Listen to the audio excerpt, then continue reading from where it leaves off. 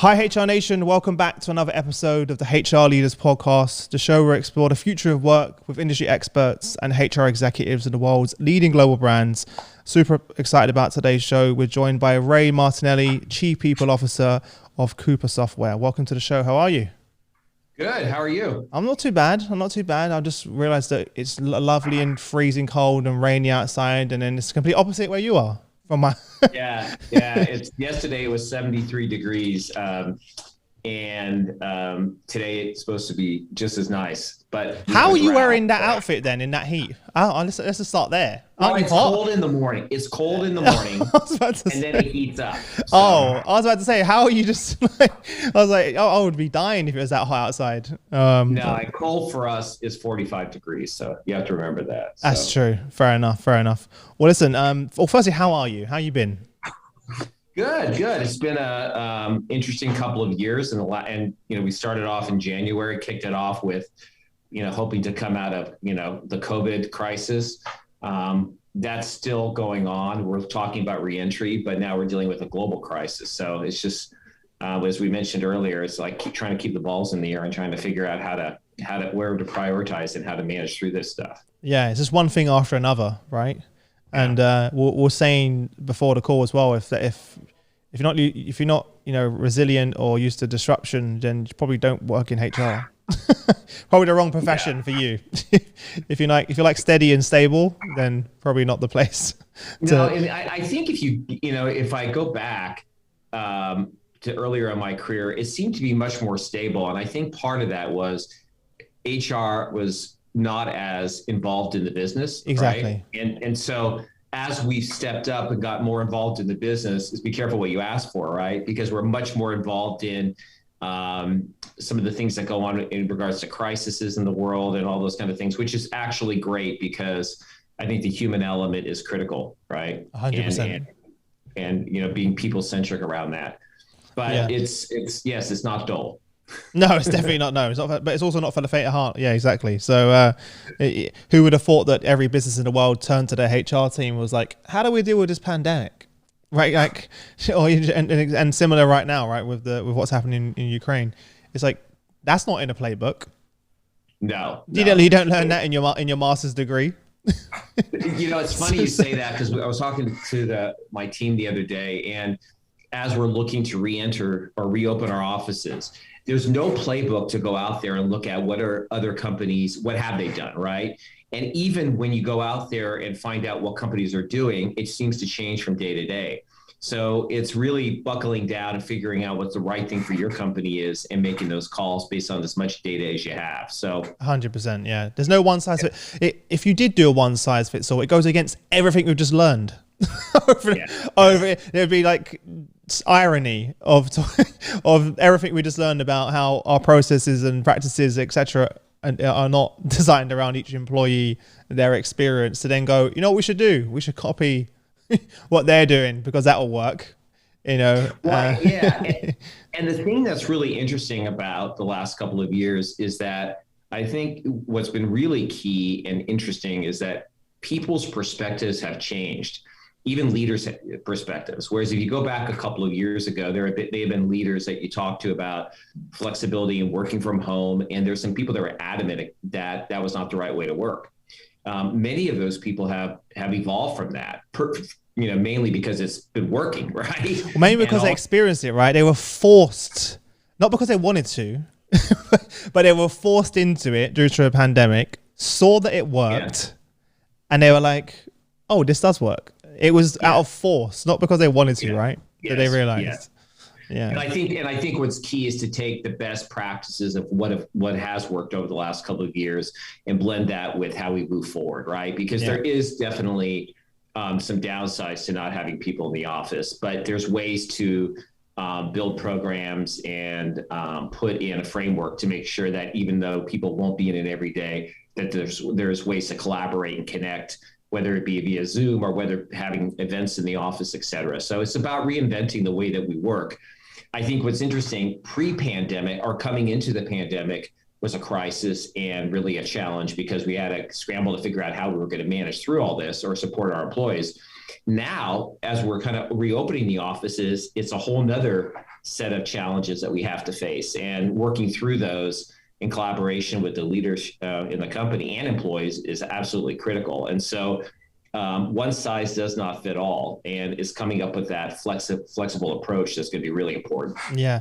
I think the hard thing I'm hearing from a lot of leaders is yes, we want an approach which works for each individual, but they also have to understand it also has to work for the team and the business. So there's a situation we're kind of caught in where we're trying to make sure we please everyone, and we want to make sure that given your lifestyle, whether you have kids or whether you're looking after elderly parents, or you don't want to commute, you do want to commute, you want to be in the office and be out the office, that we want to do that, but that also has to work for the team and the wider business. And trying to get all of those things aligned is so tough. Like even in a small business like mine, it's tough. So I can only imagine on scale, right, of to do it. And that's the thing, because we're all trying to please our employees and make sure we do be the best we can and be the best leaders. But there also has to be some give and take, and say, I appreciate that you've been working this way for the last 2 years and it's worked really well for you, but it has to be some give where it works for not just you, but also the team and the business. And that's the part that I'm seeing many managers, leaders, and HR teams struggle with.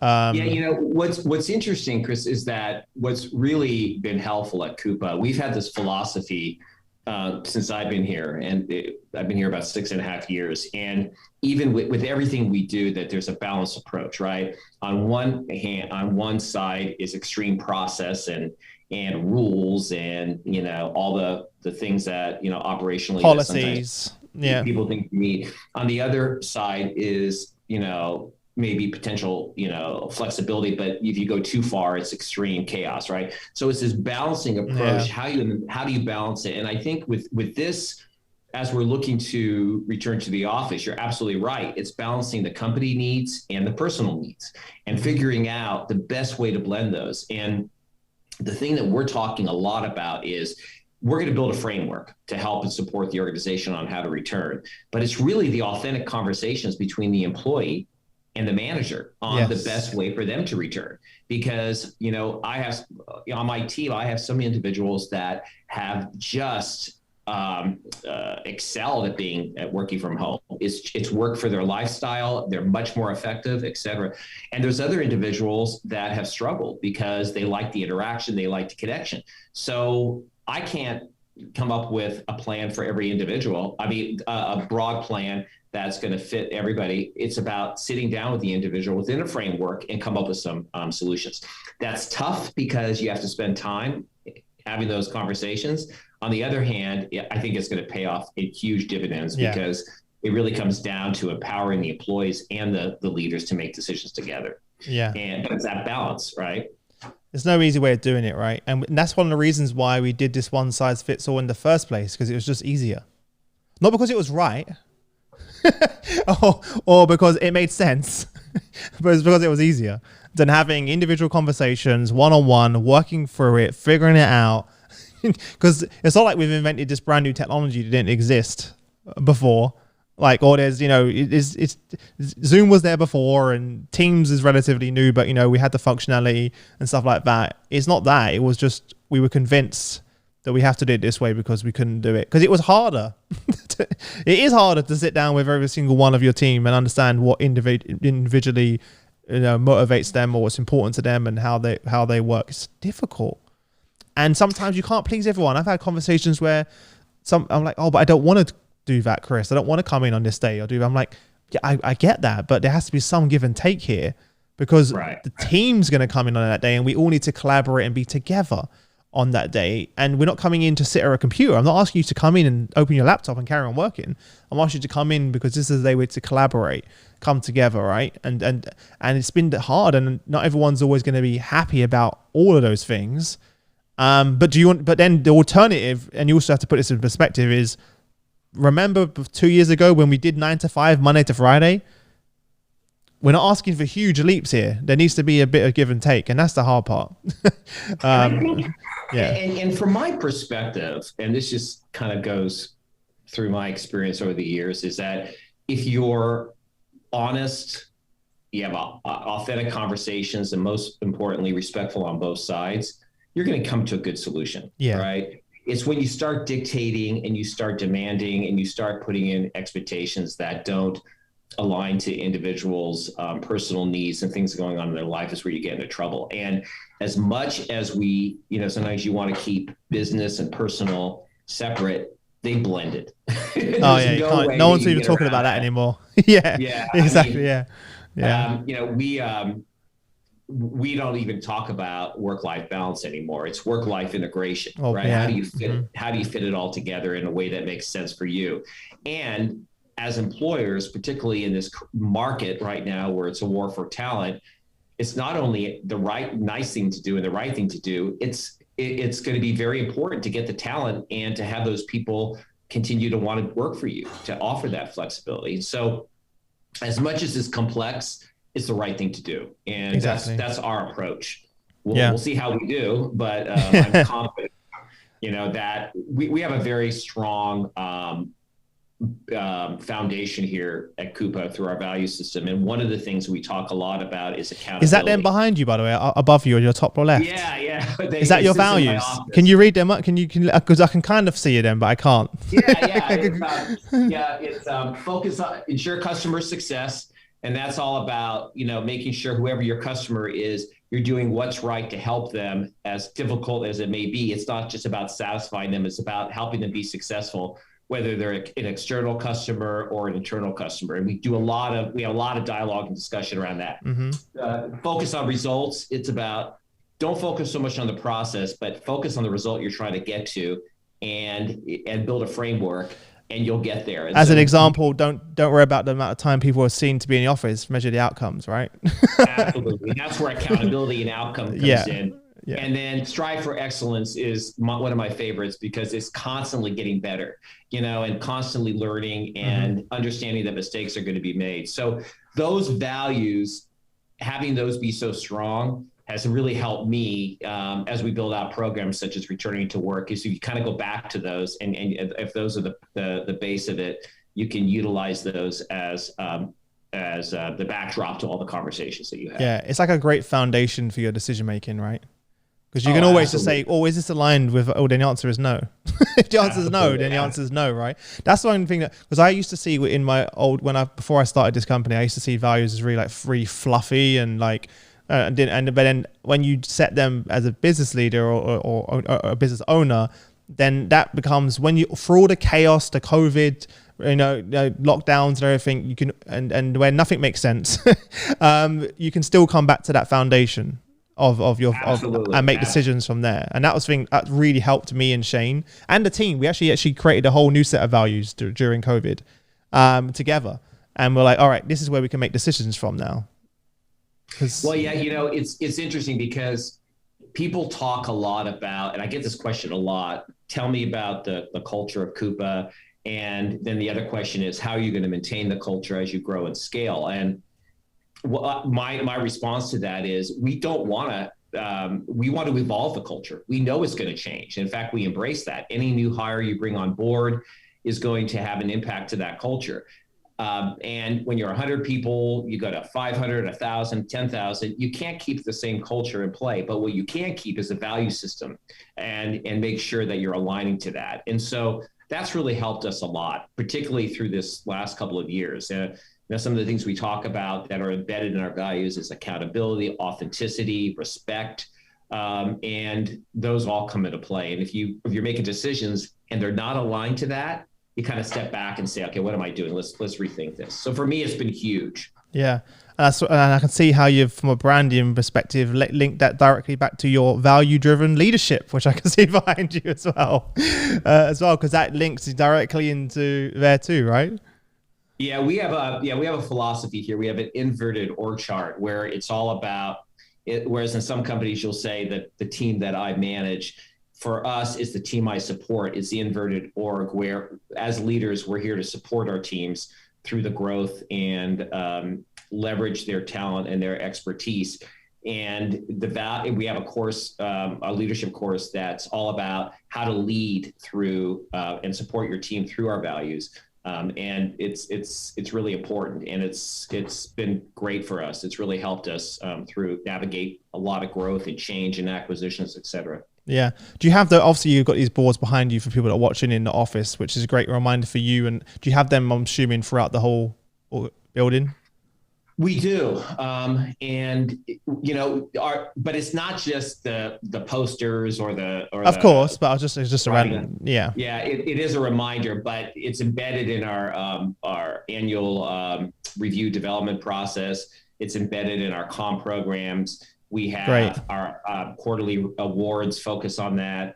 Our CEO talks about our values and how it impacts our business on earnings calls. It's pretty powerful.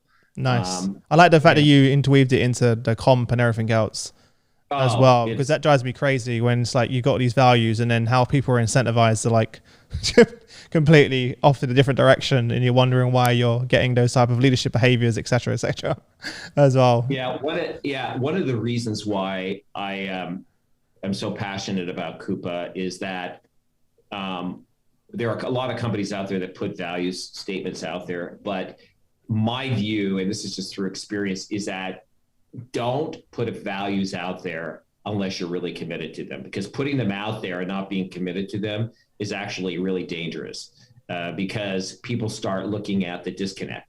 Here, we're very, now we're not perfect and we're always striving to live the values, but they're really, really important at Coupa in a way that I haven't seen it in most companies. Yeah, I don't think I've done a great job at that either, actually, sort of reflecting on it. We did that with the team, but we haven't interweaved it into our conversations and our meetings, etc. So you've given me something to think about. Also our hiring process. And that too, yeah. I just hired someone recently and I did do that for the first time, if I'm being honest. And it really did help me on that decision as well. But I feel like now you just kind of brought it up, interweaving it into our comp structure and our bonuses and just the general conversations as well. And we need to do that a lot more. So it's good reminder for me to do that, because it's very easy to sit down and create these values and talk about it. But there's another thing actually embedding it in the culture and in the conversations. Yeah, we have a program called Coupa Core, and we put it in play a couple of years ago where it takes our values and dissects them in a very deep way. And we get, it's a workshop where we pull people together. Now it's via Zoom, and hopefully it'll be a combo going forward, but taking each value and really talking them through at a deep level. What does it mean? How do you implement this with customers? How do you implement this value with, on a day-to-day basis? And it's really great. And it's a feedback mechanism because we have a combination of newer employees and employees that have been here a while. And one of the questions is also, are we as a company doing a good job here? What could we do better? So it's just, you have to constantly work at it because I'm telling you, hiring, if you don't hire people that align to the values, if you don't have programs that support the values and you're not constantly communicating the values, they're going to slip and they're going to erode. I've been there, done that, and I don't want to be part of that. Yeah. I think it's important. Do you need someone later focused on that? And clearly you are, to make sure that that's always embedded in everything that you do. And I think that's what I should be doing as a founder of a company, but kind of just get distracted with the next shiny thing or the next deal or the next thing we're doing as well. And I've lost track of that a little bit. I think that's a good lesson learned as well. How do you think that this has shaped your, both what we discussed at the beginning of the call and this has shaped your employee value proposition? Because that's changed for many of us. People aren't coming into conversations talking about how much money am I getting paid? That's not the number one question anymore. It's like, where can I work? And in what capacity, right? It's changed massively in the last few years. Yeah, when I think about when I in conversations with somebody we're recruiting or a new hire or even ongoing, how we position Coupa is really, really important, and being authentic with that, right? And the value proposition is so important right now because I think it's a combination of a couple of things. It's first, be really authentic and clear with employees what you're trying to achieve and make them part of the solution, right? Support them to become part of the solution and help the business grow and prosper. The other thing we believe strongly in here, and it's part of our value proposition that I'm really passionate about, is we look at Coupa as a platform for personal and professional growth and development. And nothing makes me happier, or a CEO happier, or executives, is to see people growing in their career, whether it be laterally, upward, sideways, whatever it is. Last year, we have about 3,200 employees, and we promoted 500 people. That's huge, right? Yeah, it's huge. And some of them were promotions from maybe a manager to director to VP. Some of them were engineer to principal engineer, et cetera. But it's really important that as we grow, people feel that they have an opportunity here to be part of the growth and to build their own experiences. And we just put in a program called Coupa Coach, which is about career development and how one moves from one role to another, and what are the things that they need to do. Is called Career Coach. And those are the kind of things that I think are really important today. The other thing that it's always been there, but I think the last couple of years has really taken us to a whole new level, is allowing flexibility in the way people work, in the way that they communicate, and all the other things that they do on a daily basis here. Not one size fits all, like we talked about before. And it's really challenging, because I often talk to more junior managers that want kind of a black and white playbook. And when we give them a framework and say there's a lot of gray areas, they struggle. And so we do a lot of training, and we have some workshops in play to talk through that. So it's really evolved, and it's going to continue to evolve. Mm-hmm. Yeah, comp is important, but it's. I love the fact that we didn't even talk about that, which is great. I love the fact even you had to go comp because it isn't what I think people had a lot of time to think, right, and live their lives over the last 2 years and think what is actually important to me. And so many people, including me, realize that actually that's when things get if you really dig deep and dig down of what really matters to you, it isn't comp. Yeah. Well, yeah. It's important, obviously, but of course you've got to pay your bills, and you've got mortgages, and you've got nursery fees and everything else that come along with it. But I mean, is that going to make you happy? Let's just say that. So that, for example, it isn't what drives happiness. For me, it's being able to pick up my daughter from nursery after work. It's being able to, choose how and when I work. But it's to be able to go to gym in the middle of the day if I need to. It's just like, that those are the things that really, be trusted and have that relationship with my team, that I don't have to be sitting in a seat in an office to be seen to be working. All of those things. Again, it's about being accountable, right? Yeah. And being treated like an adult. One of the things about comp that's so important is, if you look at HR, all the operational components of HR are really important: compensation, benefits, and all that. And it's almost like table stakes. You have to be competitive. You have to pay fairly. You have to be aligned with the market and attuned to it. But if you are, then for the most part, I think comp is taken off the table. That's not your competitive edge, basically. Yeah. Now, if somebody is, if comp is a primary focus for an individual, then they have to make decisions based on that. But we're not going to chase that. That's not what our goal here is to pay people competitively, to be meritocratic in the way we pay people for their performance. But more importantly, is to create an environment that they can, evolve and grow, and allow them to be who they are. And that's going to be a huge demand going forward. It's just, there's no going back to structured environments for people. It's just not going to work. No. And I don't want it to go back to a structured environment. I like the way that I'm working right now. I'm much more productive right now, and I have a blended approach. I work from home and I work in the office, and it all works. Yeah. There's so many challenges that comes with everything we've been talking about. But like, if you had to choose one, what would you say the biggest challenge that we're going to have to overcome in this whole return to work or flexible work? I think that the biggest challenge, one of the main challenges that we're working on, it's really, really important to, is if I go back to that, and you had said it earlier, Chris, if I go back to trying to blend the needs of the business and the personal need, how do managers support employees through that? Because talking about it is easy. Implementing it is harder. If I have a team of 10, how do I come up with strategies where 4 people are going to work from home all the time? Some are going to come in a couple of days a week, and some are going to be in all the time. How do I blend that team together? How do I create synergies? How do I create intentional meetings for people to come in and really be connected? That is not easy because it takes a whole different skill set to do that. If I have 10 people that are sitting in the office right in front of me, it's much easier to support and manage those.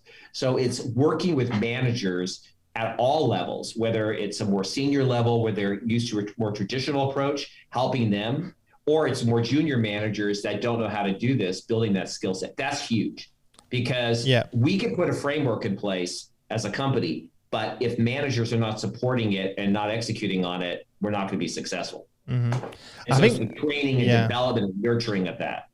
I think it's important that the conversation, and it's something I've learned, that it doesn't have to be black and white. So if you sit down with that employee, you can say things like, let's try this out for X many months and see how we get on. Because neither side knows exactly immediately what's going to work. So I think that's important. So many companies have taken like a black or white, it's either this or that. That's it, right? We're going to do that. But you don't know what's going to work or what's going to work best for you, your business, the team, etc. So the way I've been trying to have the conversations is more around like, let's try it out. So if an employee comes to me and says, I want to do this, rather than saying no, and or that's not how we do things, let's try it out. And let's give that trust on both ends. This is what we need. This is what you need. Let's come to a point where it works for both of us, and let's try it out. And that's just not a normal approach for most businesses to take. It's like we either do it that way or we agree that way, and that's it. And you stick to it for years, and then you find out that person was unhappy when they've resigned and they've left the business. Yeah, right? Yeah, and you bring up a really good point, and you said it earlier. It's not easy, and that's the part that a lot of times people default to easy. What's easier, and black and white, as much as it's painful for people, can be easier. Yes, you come to the office, or no. Whereas that gray area where you have to have conversations, dialogue, you're going to be flexible with some, that becomes very challenging, and it takes a certain leadership skill to manage and support through that. Yeah, and it will change as well. What? And it will change, right? So if that person ended up having kids, that model will change. Or if they're, for example, Shane, my co-founder, had to take time off because he's looking after his elderly grandparents, that will change too. So it's never going to be black and white regardless of what you do or however you set up. As much as you want it to be, it's not. Change is inevitable. It's like the annual performance review, the craziness of expecting that someone's this is where we start the year, this is where we end the year, and then we set this plan. It almost seems crazy now when you think about it, especially after the last couple of years of where people are going. Yeah, same example. Yeah. Setting objectives at the beginning of the year and trying to stick to those objectives and not being flexible is crazy. And again, that's why I think frameworks are really important. And within those frameworks, a lot of flexibility. And I think the other thing is being really thoughtful in the decisions that are being made, because it's easy to go out and say, hey, everyone needs to come back, or no one will ever come back. But let's really be thoughtful, because whatever we say, people are going to build their lives around that. Let's just take it. Let's take it really in a very pragmatic, very focused approach, and be very thoughtful to the individual. And I think if you do that, you're not going to fail. It's harder.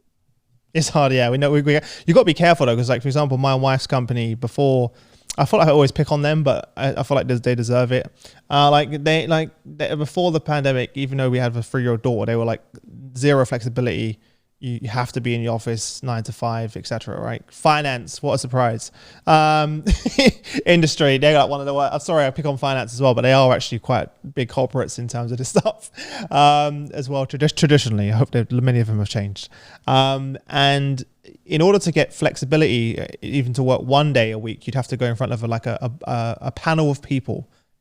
And they would decide where. Yeah, how crazy is that, right? This is why I say it, because it seems, even a few years ago, it didn't seem that dramatic, but because of the last couple of years, now when I say it like that to you, it sounds crazy that this group of strangers were in charge of making a decision whether your justification of why you want to work from home 1 day a week is good enough. Sounds nuts, right?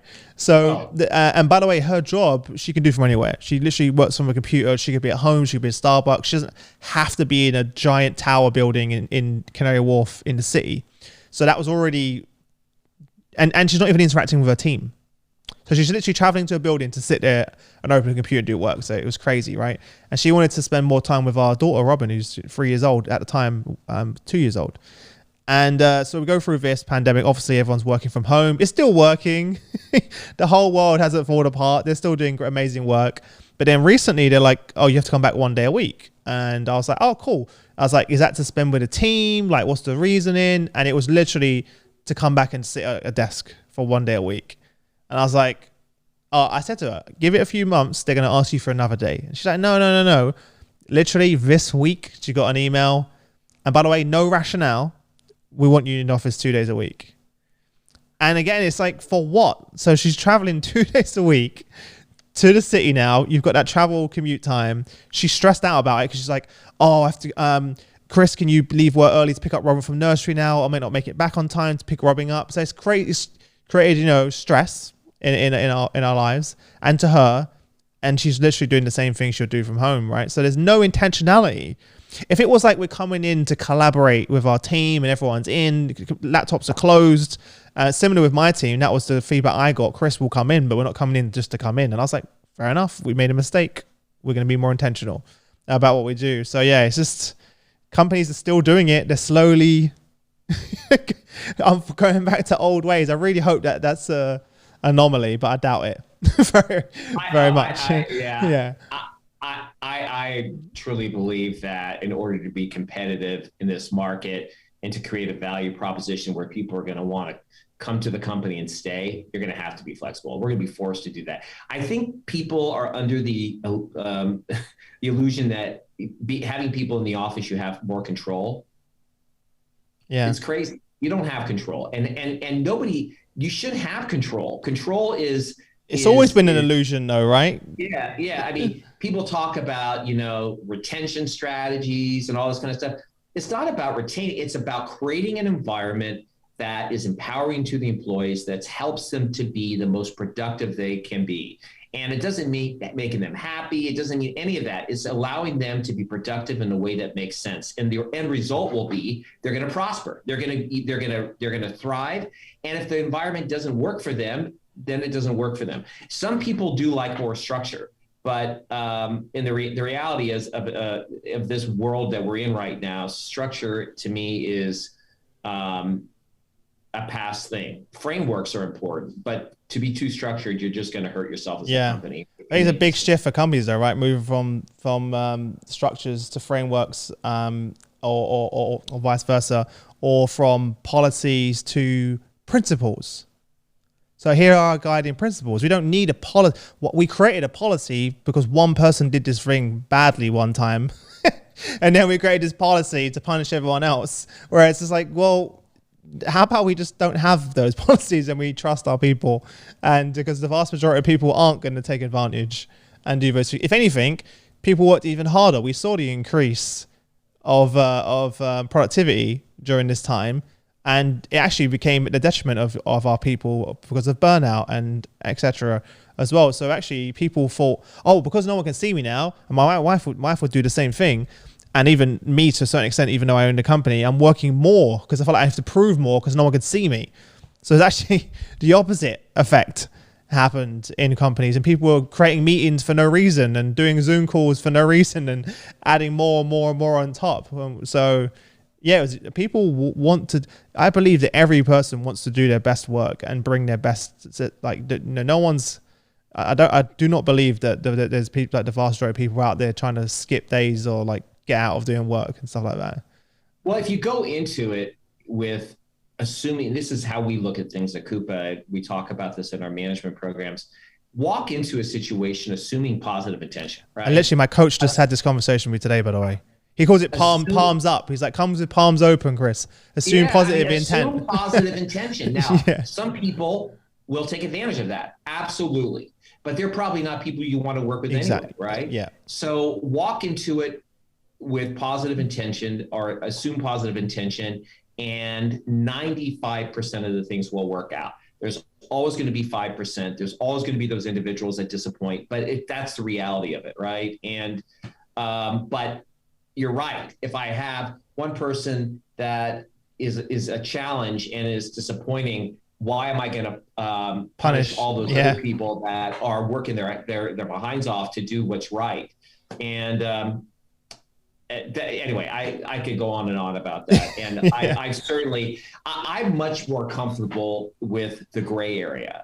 And I've always been. I like flexibility. I like the gray area. It's more chaotic, but I think what it does is it creates more energy and stimulation, and people step up. Mm-hmm. When you put too much control, too much structure, it binds, it gets people, it tightens the rein too much, and you lose a lot, right? And then people eventually burst and move on.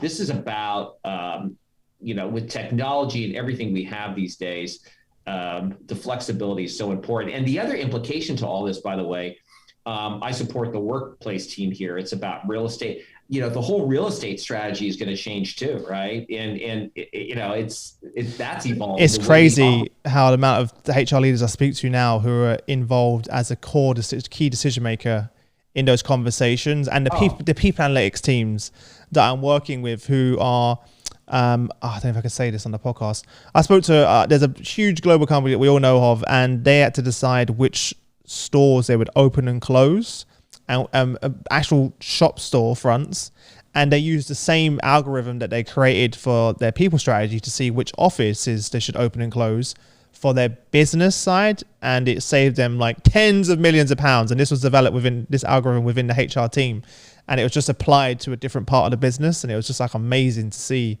HR involved in a conversation like that. Like you would never have heard that before. I mean, I never thought 2-3 years ago that I'd be talking about vaccinations, about the things about war about today. Yeah, exactly. Listen, before I let you go, I want to jump into our quick fire round. And so this is one thing I do every guest. So I'm going to ask you some questions, and you've got 30 seconds per question to give us some amazing answers. Are you ready? I'm ready. You're ready. What are your hobbies and passions outside of the office? My family is my passion. Spending time with them. I love walking. I love exercise. I love going to movies with my family. It's a big deal for us.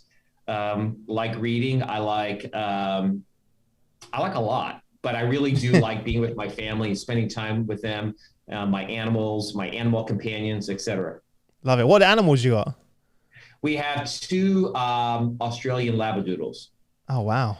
Okay. Harley and Henry. I love the names as well. Henry's is not even 3 months yet, and Harley's 4 years. But we spent a lot of time with our dogs, walking them and playing with them and stuff. Yeah, amazing. Good stress reliever.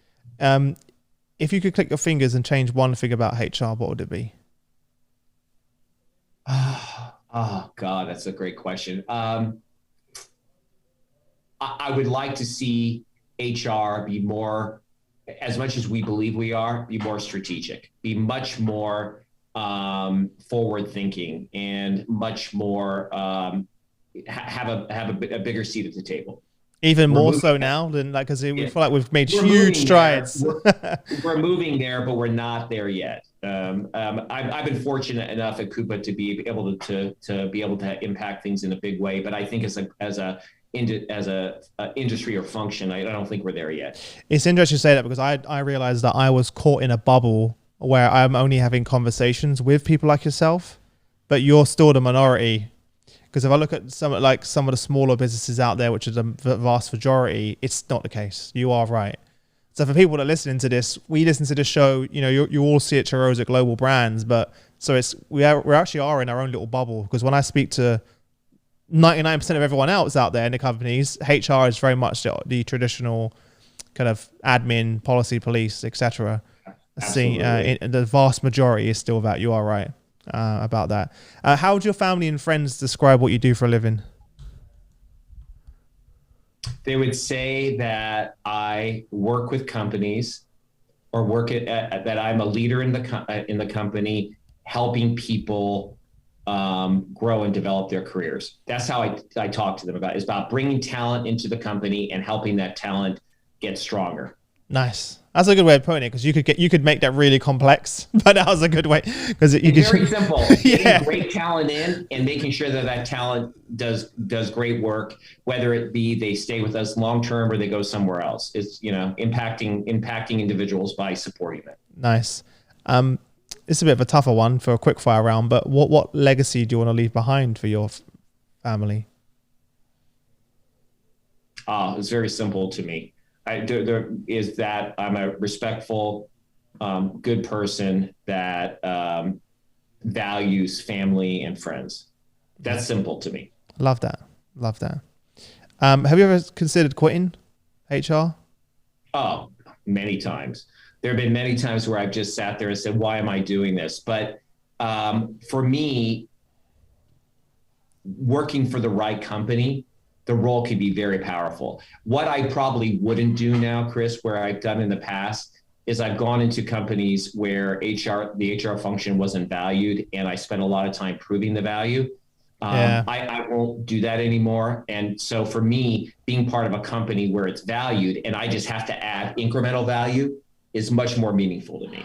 Yeah, because I spoke to a CHRO recently who left a role after many, many years to join a business, what she saw as her dream job, only to realize that when she got in that she was fighting a battle every single day against the leadership team, which was exhausting. And she was like, it was the most money I've ever made, the dream job title, the dream, everything. But she's like, I had to walk away, Chris.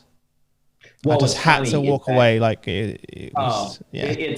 It's exhausting and it's not inspiring. And at the time you're trying to prove yourself and you're trying to prove the value of the function, it could be you can make incremental steps forward, which is exciting to see that. But I'd much rather be with a company where the foundation and belief that the function is valuable is there. And then what you're doing is continuing to prove that and add incremental value. That's much more meaningful to me. Yeah, 100%. 100%. Who do you say is the biggest, sort of the one person, that's had the biggest impact on your career? It's going to be interesting that I say this, and it's really true. And I thought about this a lot. It's my father. And the reason I say that, he was not in technology. He owned, I'm Italian, right? And we was raised. Oh, no one would have any idea with your family name. And he owned a business in San Francisco. It was a grocery store that was very successful. But he taught me from the very beginning that I can remember is work hard, be honest, be respectful, be accountable. Do the right thing by people. And I heard him every day talking about this, and he was truly, and doing that, he actually many times wasn't able to get as financially successful as he could have been but that taught me some fundamental lessons that have stayed with me throughout my career. And it's really about working hard, assuming positive intention, and doing the right thing and being respectful. That has, everything I do stems from that. Love that. And then last question, what's one piece of advice you give to the HR leaders of tomorrow? Be authentic, be who you are.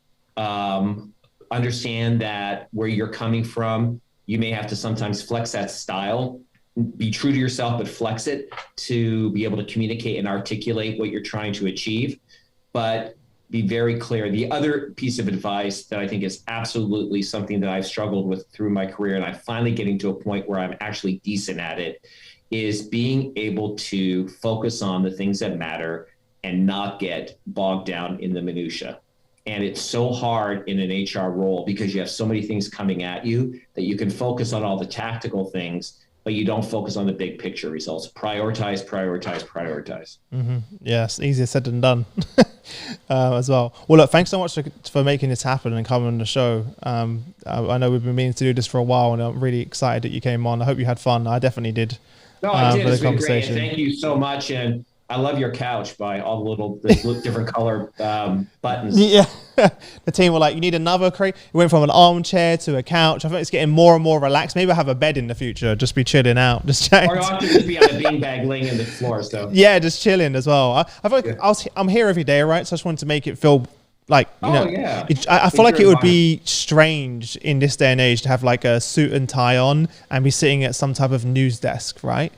Like, it'd be the weirdest thing. It's like, dude, you're in your house on your own, or in your studio on your own. You don't need to impress anyone, as well. So I was just like, let me just be me, be authentic, and just relax and have a great conversation. If you had a suit and tie on right now, I'd be very concerned. So it'd be strange, right? In like a proper corporate looking setup as well. We nearly went that direction because naturally you kind of go there, but it's like that's not who we are anyways. Well, listen, I wish you all the best until we next speak, and until then, keep up the amazing work. I love what you're doing. Thanks a lot. All right, thanks, Chris. Take care. Bye. All right, thank you. Bye-bye.